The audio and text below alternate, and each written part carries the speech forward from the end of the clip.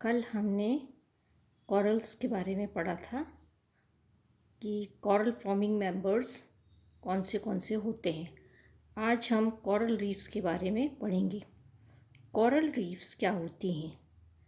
Phylum Coelenterata के coral forming जो members होते हैं, स्पेशली कॉलोनियल हेक्साकोरेलियंस, अपने पॉलिप्स की कंटिन्यूअस बडिंग के कारण एक बहुत ही विशाल संरचना, जो कि एक दीवार के समान होती है, पत्थर की दीवार के समान होती है, वो बना लेते हैं, जिसे कॉरल रीफ कहते हैं। कॉरल्स का डिस्ट्रीब्यूशन कहाँ कहाँ होता है, हमें देखेंगे कि कॉरल्स जो होते हैं वो गर्म जल में जो स्वच्छ हो और उथला हो, जहाँ पर लाइट पेनिट्रेशन हो, ऑक्सीजन की मात्रा हो, ऐसे जल में कॉरल्स बनते हैं। कॉरल्स की जो हैबिटेट है, मेन हैबिटेट, उसको हम देखें तो ट्रॉपिकल और सब ट्रॉपिकल ओशंस जो वर्ल्ड के हैं, वहाँ पर कॉरल्स फॉर्मेशन होती है।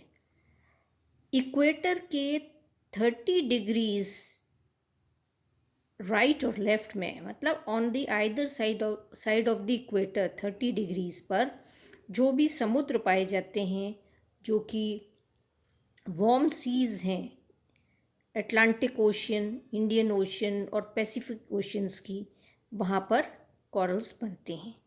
दो मेजर रीजन्स बताए गए हैं। एक है कैरेबियन सी, जो कि फ्लोरिडा का तट जो है, बर्मुडा आइलैंड है, बहामास है, वेस्ट इंडीज़ है। दूसरा जो रीजन है वो इंडो पैसिफिक रीजन है।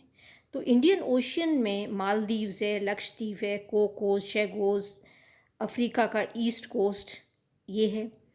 पैसिफिक ओशन में देखें तो मलायन आइलैंड्स हैं, फिलीपींस के आइलैंड्स हैं, ऑस्ट्रेलिया का नॉर्थ ईस्ट कोस्ट है, तट है, हवाई आइलैंड्स हैं। इनमें कॉरल फॉर्मेशन होती है। चीफ कॉरल फॉर्मिंग ऑर्गेनिजम्स कौन से हैं?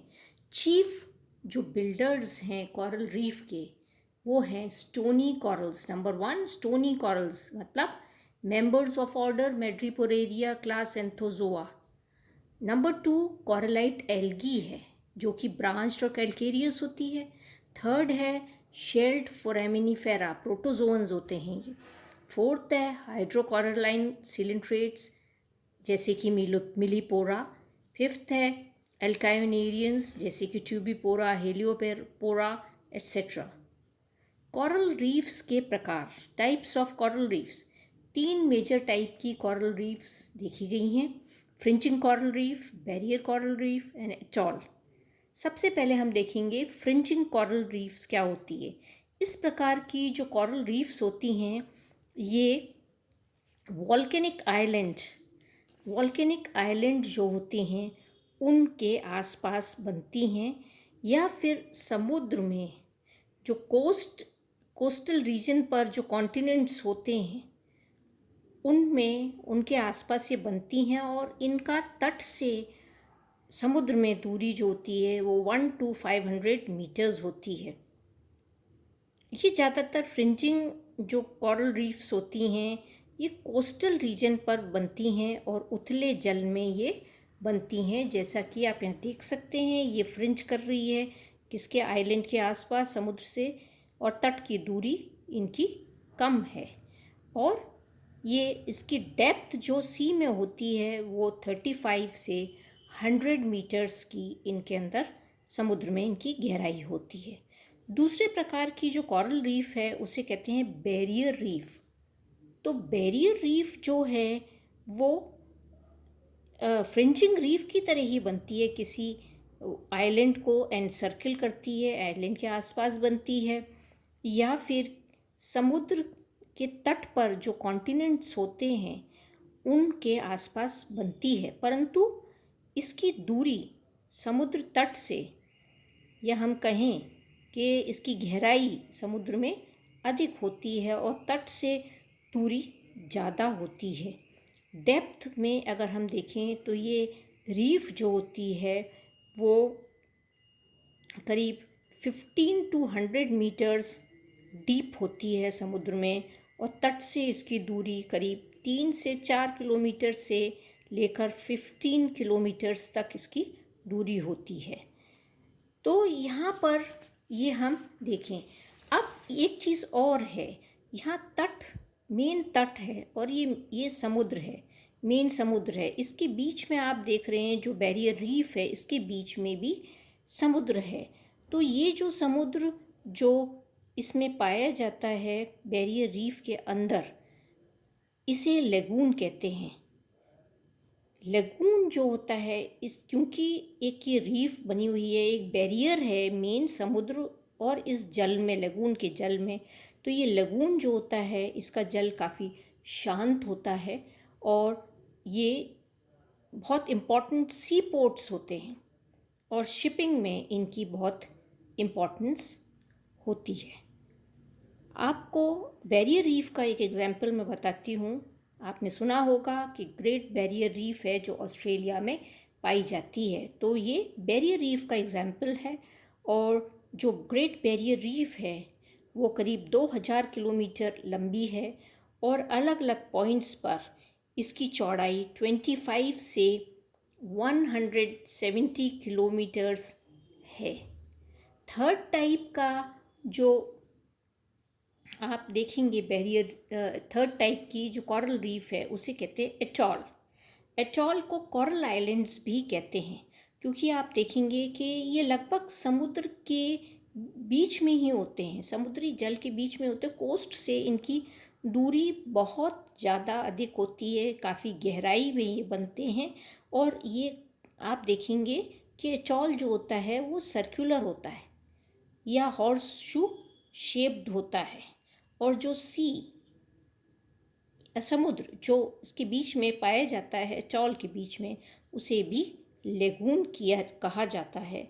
और इसका डायमीटर जो होता है लगून का, अगर हम देखें तो वो 80 किलोमीटर्स तक हो सकता है, और इसकी लगून की जो गहराई है वो 20 से 80 मीटर्स तक की होती है। फेमस अटॉल्स अगर हम देखेंगे, सबसे बड़ा अटॉल जो है वो है मालदीव्स आइलैंड में, जिसका नाम है सुआ दीवा अटॉल। और बहुत ही फेमस अटॉल जो प्रशांत महासागर में आप देखेंगे, पैसिफिक ओशन में देखेंगे, वो है बिकिनी अटॉल, जहाँ पर पहला एटॉमिक बॉम्ब टेस्ट किया गया था, ब्लास्ट किया गया था, एक्सप्लोड किया गया था। तो ये बहुत ही फेमस अटॉल है बिकिनी अटॉल, पैसिफिक ओशियन में। तो ये 3 प्रकार की कोरल रीफ्स मैंने आपको बताई हैं। अब ये कोरल रीफ्स फॉर्मेशन कैसे होती है, इनके लिए अलग अलग थ्योरीज दी गई हैं। सबसे पहला जो थ्योरी है डार्विन दाना सब्सटेंसेस थ्योरी। अलग अलग, ये डार्विन ने, दाना ने 1842, 1890, 1928 में थ्योरी दी थी। और इस थ्योरी के अनुसार अगर हम देखें कि कोरल्स का बनना समुद्र के जो किनारा होता है, तट होता है, उस पर शुरू होता है और फ्रिंजिंग कोरल रीफ बनती है। परंतु जैसे जैसे समुद्री तट की दूरी बढ़ती है या समुद्र में वो अंदर बढ़ता है, या हम कहें तट और समुद्र के बीच की दूरी बढ़ती है, तो ये फ्रिंजिंग रीफ जो होती है वो बैरियर रीफ में बदल जाती है। ये थ्योरी डिस्कार्ड हो गई। दूसरी थ्योरी है सैम्पर मरे सॉल्यूशन थ्योरी, 1874 में दी गई थी। इसके अनुसार कि जब बरसात का पानी नदियों के द्वारा समुद्र में गिरता है, तो समुद्र की जो सतह होती है वो मिट्टी जो पानी के साथ आती है उसके कारण वो सतह थोड़ी ऊंची हो जाती है, और उसके कारण लाइट का पेनिट्रेशन बढ़ जाता है। और जहाँ पर लाइट का पेनिट्रेशन बढ़ता है वहाँ पर कॉरल्स बनना शुरू हो जाते हैं और फ्रिंजिंग रीफ बना लेते हैं। और जैसे जैसे फ्रिंजिंग रीफ की ग्रोथ होती है बडिंग के द्वारा, कॉरल्स की बडिंग के द्वारा, तो ये फ्रिंजिंग रीफ जो होती है समुद्र में गहरी होती जाती है और ये बैरियर रीफ या अटॉल में बदल जाती है। और ये थ्योरी भी डिस्कार्ड हो गई। फिर थर्ड थ्योरी थी सबमर्ज्ड बैंक थ्योरी। इस थ्योरी के अनुसार कॉरल्स जो होते हैं वो किसी पूर्व स्थापित सतह पर, जो कि चपटी होती है समुद्र में, उस पर बनते हैं। और जब ये सतह पानी में या समुद्र में सबमर्ज हो जाती है या अंदर चली जाती है गहराई में, तो वहाँ जो पॉलिप्स होते हैं वो कॉरल्स बनाना शुरू कर देते हैं बडिंग के द्वारा। और ये थ्योरी ये भी बताती है कि बैरियर रीफ और अटॉल भी इसी प्रकार से बनते हैं पूर्व स्थापित सतह पर। तो यहाँ पर ये थ्योरी भी डिस्कार्ड हो गई। फोर्थ थ्योरी है डेलीज ग्लेशियल थ्योरी। 1915 में थ्योरी दी गई। इस थ्योरी के अनुसार ये कहते हैं जब ग्लेशियर्स बनते हैं, बर्फ़ के जो बड़े बड़े खंड होते हैं वो समुद्र में जब बनते हैं, तो उनके बनने के कारण समुद्र का जल बाहर निकल जाता है और उसके कारण समुद्र के जल का जो लेवल होता है वो कम हो जाता है और एक प्लेटफॉर्म जैसा वहाँ बन जाता है, जो कि बरसात और पानी के बहाव के कारण उसका इरोजन हो जाता है, वो टूट जाता है। और जब टेम्परेचर बढ़ता है और आइस के कैप्स हम कहें या ये मेल्ट होते हैं, आइस जब पिघलती है तो वापस समुद्र का जल का जो लेवल होता है वो वापस बढ़ जाता है और ये आइडियल कंडीशंस होती हैं कोरल फॉर्मेशन के लिए। और ये थ्योरी एक्सेप्टेड थ्योरी मानी गई। फिफ्थ थ्योरी जो दी गई वो स्ट्रचबरी ने दी और स्ट्रचबरीज वॉल्केनिक क्रेटर थ्योरी के नाम से जानी जाती है। 1832 में दी गई और इस थ्योरी के अनुसार जो अटॉल्स होते हैं वो क्रेटर्स, जो जब वॉल्केनो फटता है, ज्वालामुखी फटता है, तो उसके मुंह पर जो क्रेटर बनता है उसके आसपास बनते हैं।